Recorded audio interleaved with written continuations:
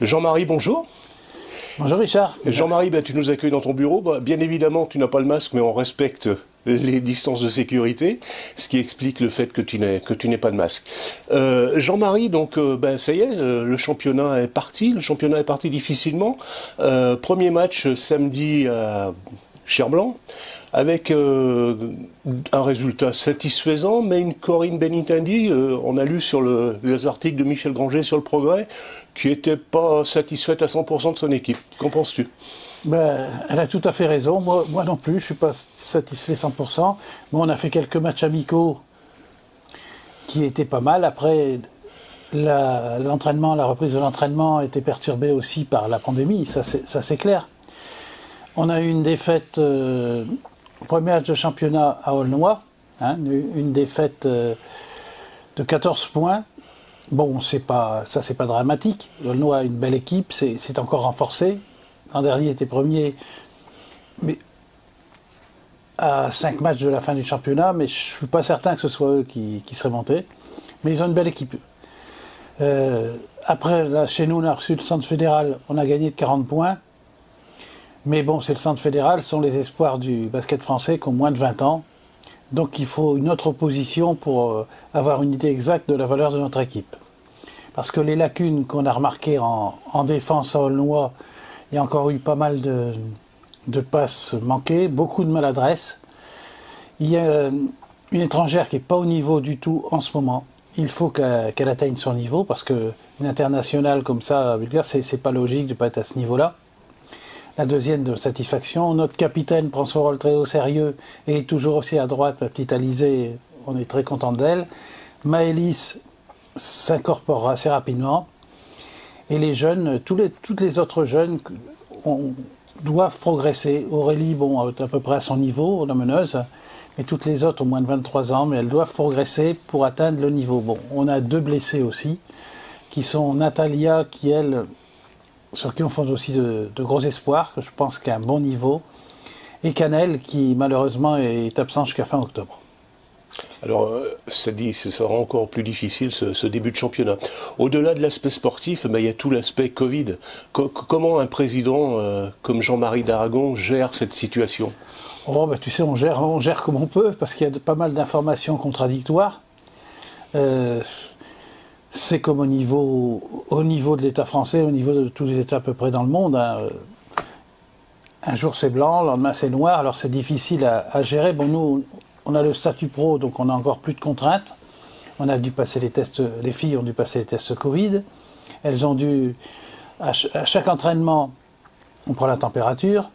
Il y a des référents Covid à chaque entraînement, à chaque match.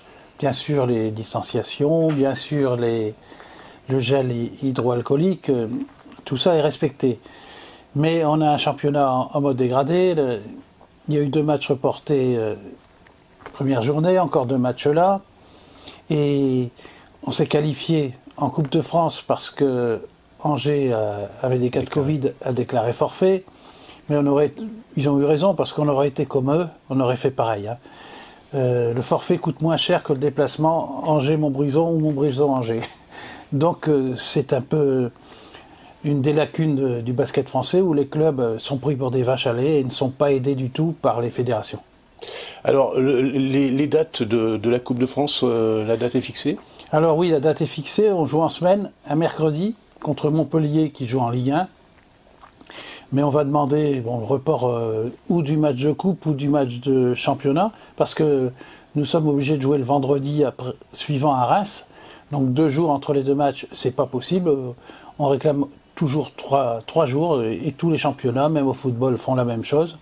Donc on espère obtenir satisfaction.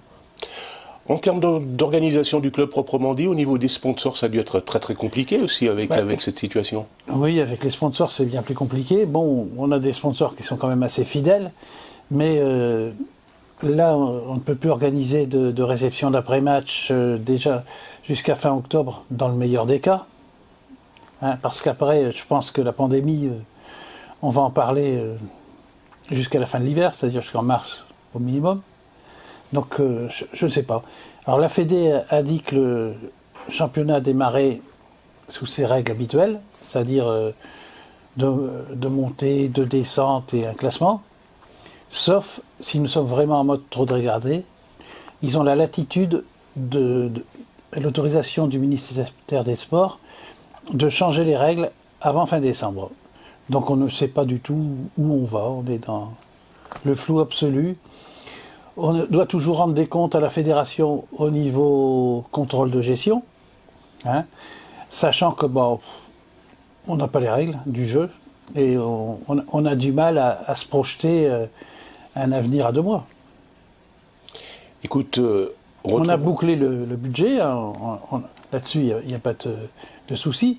Encore faut-il qu'on puisse avoir des spectateurs, des recettes aussi avec nos sponsors, parce que on est un petit club, on est le club qui a le plus petit budget de France, hein, au niveau professionnel, on fait partie des 2 clubs qui ont le plus petit budget, et les subventions publiques sont les plus faibles de France.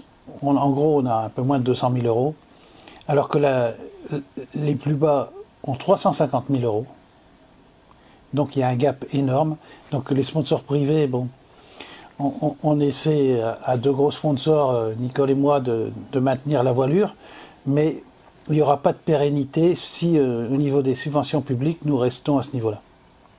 Écoute Jean-Marie, merci. Puis on encourage les gens à venir à Cherblanc parce que vous avez mis en place toute une structure qui fait qu'on est en sécurité dans une salle qui malheureusement n'est pas très très bien adaptée, on peut le dire. Elle aurait dû être rénovée normalement, mais avec le Covid, c'est retardé, ça a pris 2 ans de retard, alors que si les appels d'offres avaient été faits avant, les entreprises auraient pu mettre la salle du Bruc aux normes, et puis là on aurait pu être embêté. Là, on est obligé avec la salle aussi de respecter toutes les normes sanitaires, hein, et ça, elles sont bien respectées. On a un référent Madame Coiffé, qui respecte très très très bien, qui fait appliquer. Mais ça, il y a la moitié des spectateurs qui ne viennent pas à cause de ça, hein, parce qu'on a un public fidèle, mais qui est assez âgé. Hein, ce sont d'anciens joueurs, beaucoup, et ça restreint un peu l'accueil. Les sponsors, c'est pareil, ils ont du mal à inviter des clients dans ces conditions-là pour assister au match.